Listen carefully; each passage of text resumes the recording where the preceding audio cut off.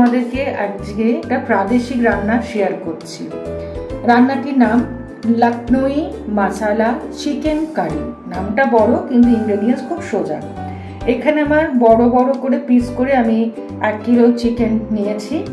সেখানে আমি 3টে বড় টমেটো একটু ভাপিয়ে নিয়ে সেটাকে মানে ছাড়িয়ে নিয়ে একটু কুচি কুচি করেছি, জাস্ট এরকম করেছি। 4টে বড় পেঁয়াজ আমি এরকম কেটে দিয়েছি, এইরকম কেটে দিয়েছি। সেখানে একটু আদা রসুন বাটা অল্প করে আর লঙ্কা বাটা দিয়ে ম্যারিনেট করেছি। আর যেটা করেছি, কয়েকটা রসুন, ধরো আমি 6-7টা রসুন খোসা সমেত এখানে দিয়ে দিয়েছি। শুকনো লঙ্কা গুঁড়ো দিয়েছি, কাশ্মীরি শুকনো লঙ্কা 1 চামচ দিয়েছি, দিয়ে ম্যারিনেট করে আমি একদিন ফ্রিজে রেখে দিয়েছি। এখানে আমি একটা ফোড়ন দিচ্ছি, সেটা হচ্ছে কাজু, একটু দারচিনি, কালো গোলমরিচ আর সাদা গোলমরিচ, মোটামুটি বড় চামচের 1 চামচ, বড় যে চামচ টেবিল চামচের 1 চামচের একটু বেশি নিয়ে কড়াইতে আমি ঘি দিয়েছি। আর আমি যখন মাংসটা ম্যারিনেট করেছি বাদাম তেল দিয়ে, সামান্য বাদাম তেল দিয়ে ম্যারিনেট করেছি। কেউ চাইলে পুরো ঘিতে করতে পারে, কেউ চাইলে পুরো বাদাম তেলে করতে পারে, অন্য কোনো তেল কিন্তু ব্যবহার হবে না। আমি আস্তে করে এটা দিয়ে দিচ্ছি, গ্যাসটা আমার জ্বালাই ছিল।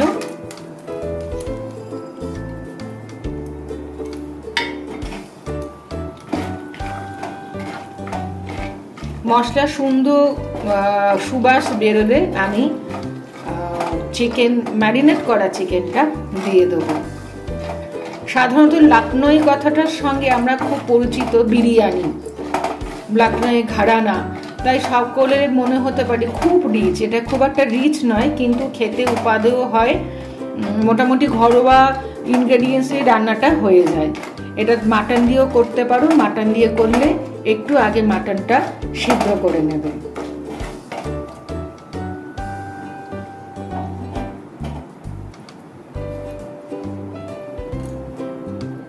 আমি এবার ম্যারিনেট করা মাংসটা দিয়ে দিচ্ছি খুব আলতো করে। এসব রান্নায় কিন্তু খুব একটা আলু ব্যবহার হয় না, তাই আমি আলু দিইনি। তোমরা চাইলে যদি আলু পছন্দ করো তাহলে দিতে পারো।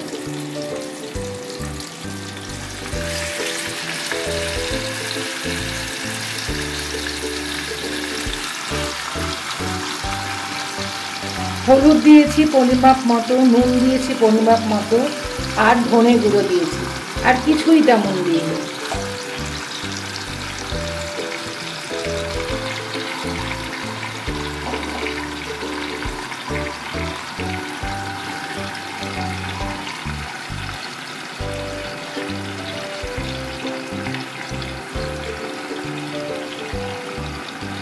এটা ফ্রাইড রাইস দিয়ে, পোলাও দিয়ে বা রুটি লুচি পরোটা দিয়ে খুবই ভালো লাগবে।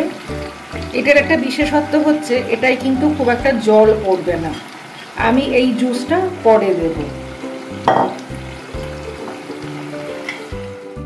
প্রথমে আমি খুব ভালো করে একটু নাড়িয়ে নেব, তাতে আমাকে গ্যাসের ফ্লেমটাকে একটু বাড়াতে হবে। তারপর আমি একদম ধিম আঁচে কাজটা করব। এর সঙ্গে আর একটা জিনিস তোমাদেরকে বলি, যেটা আমি বলিনি, সেটা হচ্ছে এ রান্নার আর একটা বিশেষত্ব হচ্ছে চিনি বা গুড় দিয়ে ম্যারিনেশন। খুব অবাক হচ্ছ না? হ্যাঁ, এই রান্নার এটাই একটা বিশেষত্ব।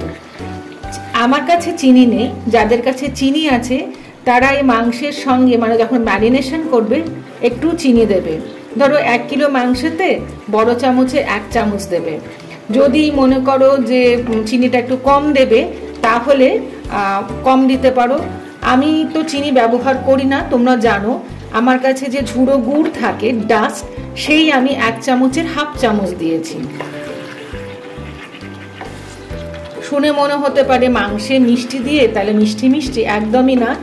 ঝাল নুন মিষ্টি সবটাই কিন্তু তোমরা কে কিরকম খাবে সেই অনুযায়ী দিয়ে নেবে, কারণ লঙ্কা বাটাও দেওয়া আছে, আদা বাটা দেওয়া আছে, রসুন অল্প করে বেটেছি, আবার কিছুটা আমি খোসা শুদ্ধ রসুন দিয়েছি, পেঁয়াজ দিয়েছি, টমেটো দিয়েছি।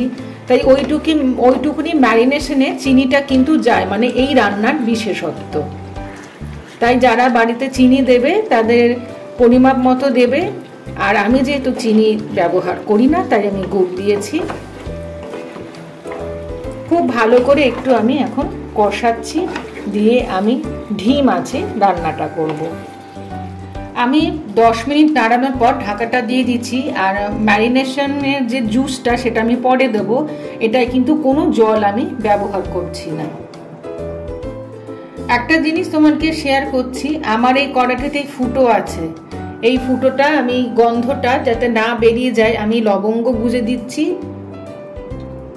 যাতে গন্ধটা খুব একটা না বেরোয়। আর লবঙ্গর নিজস্ব একটা ময়েশ্চার হয়ে যাবে, গন্ধ হবে।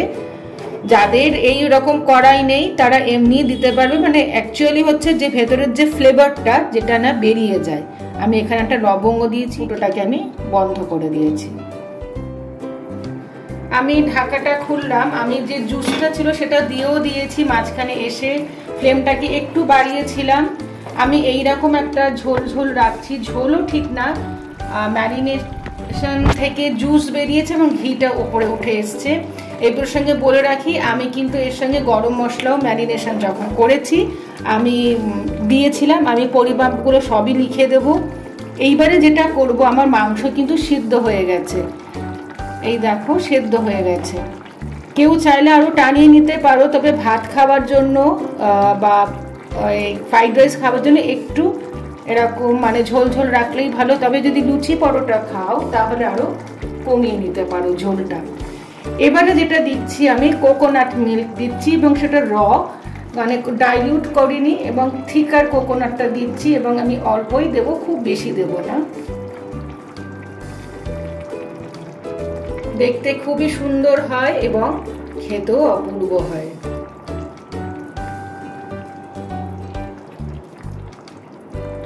পুরোটা দিইনি। বাড়িতে নারকেল থাকলে গরম জল দিয়ে নারকেলের দুধ বার করতে পারো, দোকান থেকে কিনে নিয়ে এসে একটা হাফ দিয়ে দিতে পারো। তৈরি হয়ে গেছে আমার লখনৌ স্টাইলে মশালা মুরগি। তোমরা অবশ্যই আমাকে জানাবে, বাড়িতে অবশ্য তৈরি করে খাবে, বলবে তোমাদের কেমন লেগেছে।